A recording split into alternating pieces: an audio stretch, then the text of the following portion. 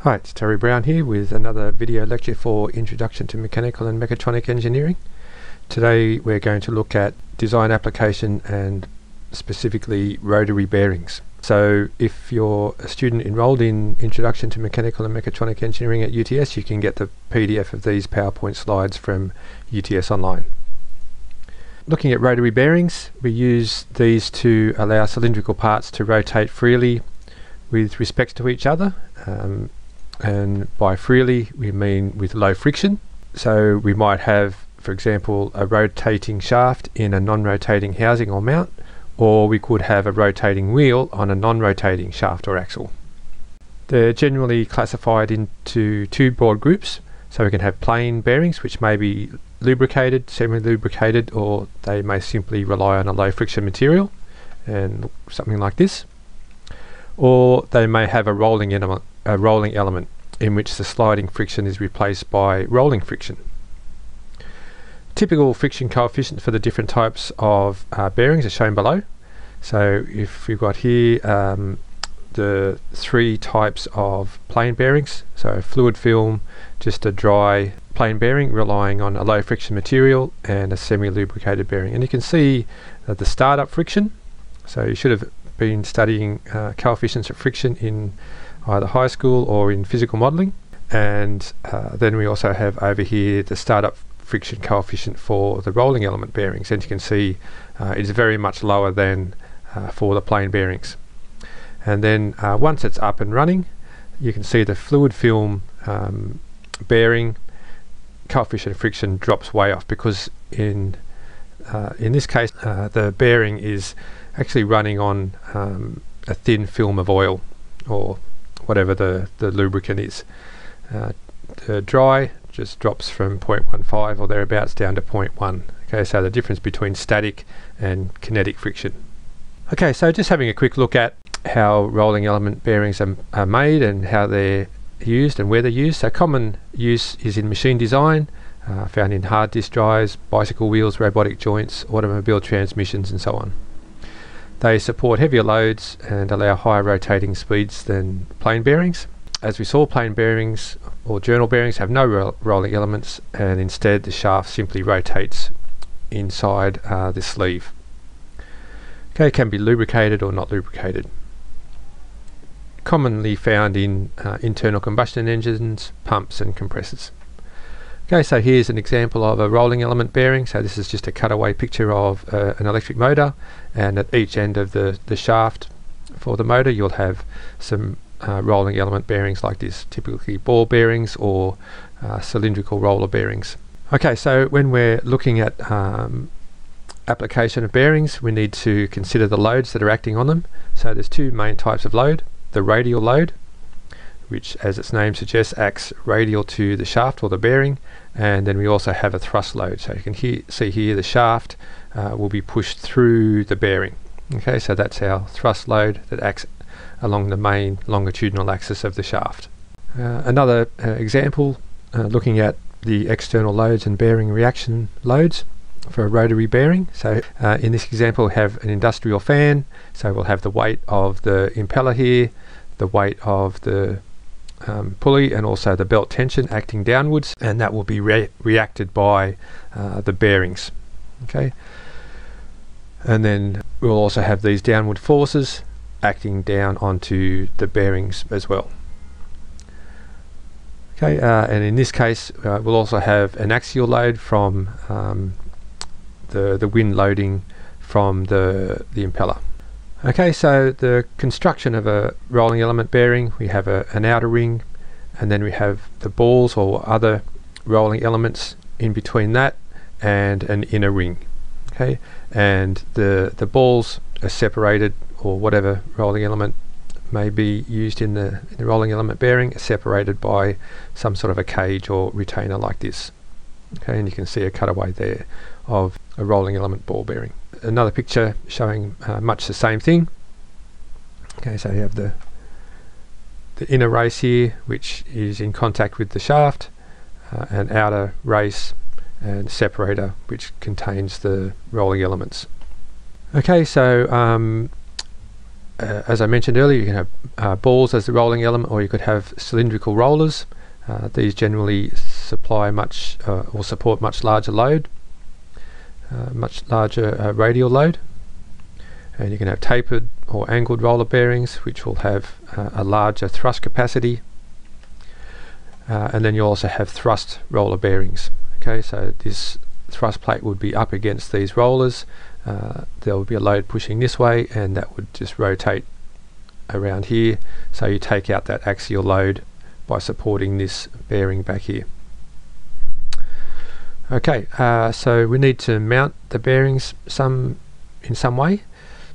So these ones here, you can't just use them as they are like that. You need to mount them in a housing, but you can also buy bearings that are already housed in a mount such as this. Okay, and there's lots of different types, and we'll have a look at a few of those. Just before that, just some examples of where you can see these mounted bearings. These often are called pillow block bearings. So here in materials handling application, so we've got a conveyor belt here. Looks like it might be coal or some other mineral or material that's been mined coming onto the conveyor belt here, and then we've got a shaft from a motor that's driving that conveyor, and the shaft is mounted in these bearings. Another example, Tallowa Dam fish lift.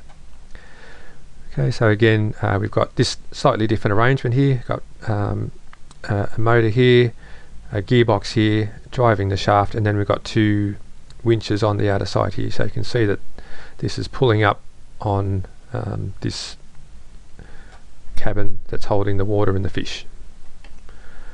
Okay, some more examples of different types of bearings and different types of bearing housings. Again, some slightly different one. These are used in ball screw applications, but you might get some ideas from this for how you might mount the bearings for your prototyping project that you'll be doing in this subject. Okay, so sometimes we can use just plain bearings, and yeah, so that was described previously, so we just got some examples, more examples here. Alright, so in designing and building prototypes, you want to make use of bearings to reduce the friction between the rotating and non-rotating parts. So if you have a shaft here connected to a wheel, you want to support that in a bearing. So this group of students have just used pre-purchased one. This cost them a fair bit actually, probably $10 or something, maybe even more.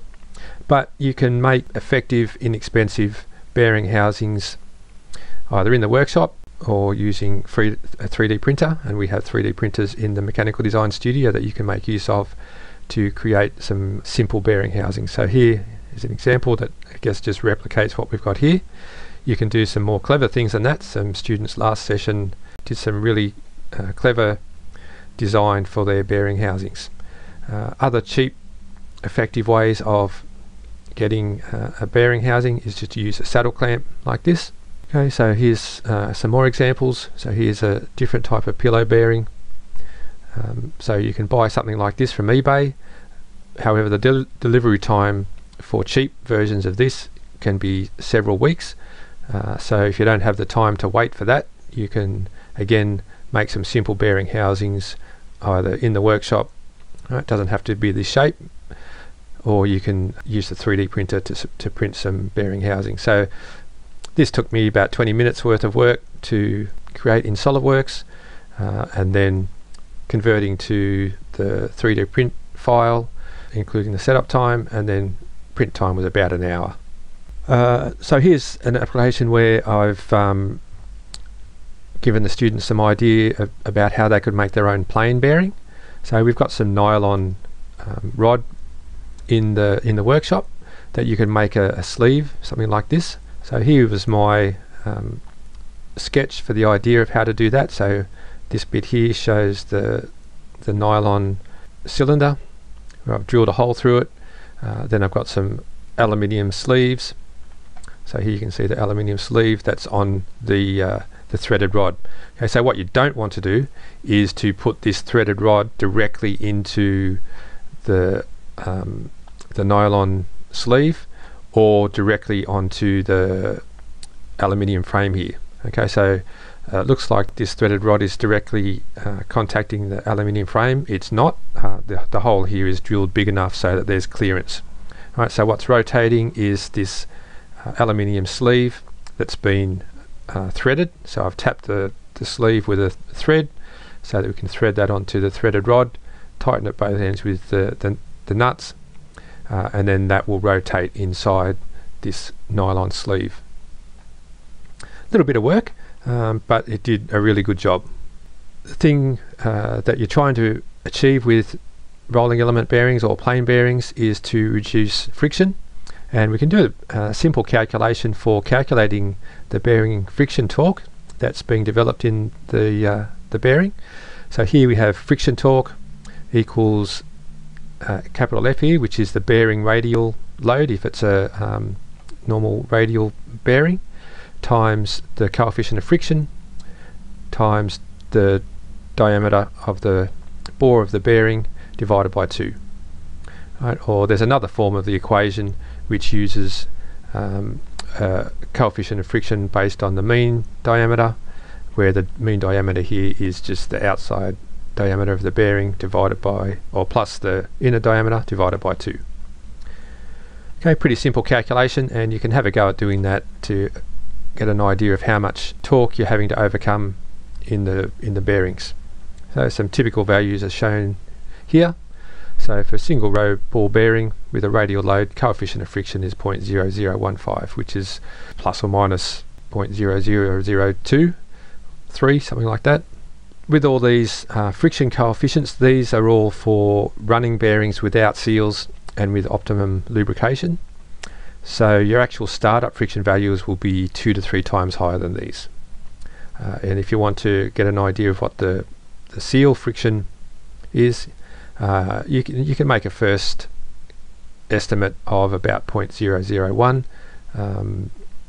If you're actually doing design and selecting bearings and calculating your friction losses for a proper design product, then you can go to the bearing manufacturers' websites and they'll have calculators that you can use to calculate all of your friction values more accurately. But for us, we can just use these estimates and the ones that I showed you earlier on. So to calculate the power loss due to the bearing friction torque, so in another video, in the power transmission video, we talked about efficiency and losses due to friction. So we can use this calculation to estimate that. So if we have so we know that power equals equal to torque times the rotational speed. So the torque in this case is the friction torque, MF, that we just calculated on a couple of slides ago, times the rotational speed divided by 1,000. Right, and I've just put divided by 1,000 here to convert from Newton meters to Newton millimeters. Okay, so omega is in radians per second. So if you've got your rotational speed in revolutions per minute, you'll need to do that conversion. Okay, so this is a simplified approach. Just gives you an estimate of the bearing friction and the power losses. The bearing manufacturers' websites will give you more accurate formulae to do that. And if I just go to this, you can see how complex they can get. So I'll go straight to the PDF here. Alright, so this is the PDF. So this is looking at different zones of the frictional moment. So how your friction coefficient changes. So then we've got 1, 2, 3, 4. Let me just make that a little bit bigger. Alright, 4 components of friction, and then we can start to calculate all these factors. Right, go down here, looking at fluid flow, right, and go down here, right, and you've got all of these factors to take into account if you want to more accurately calculate the friction and how much power you're losing through your bearings. Okay, so you don't have to do this for this subject. This is just to show you where you need to go later in your degree and in your career if you want to do bearing calculations. Alright, so let's go back to our PowerPoint, and I think that might be just about it. Yes, that is. Okay, so I hope that's helpful, and I'll see you next time. Bye for now.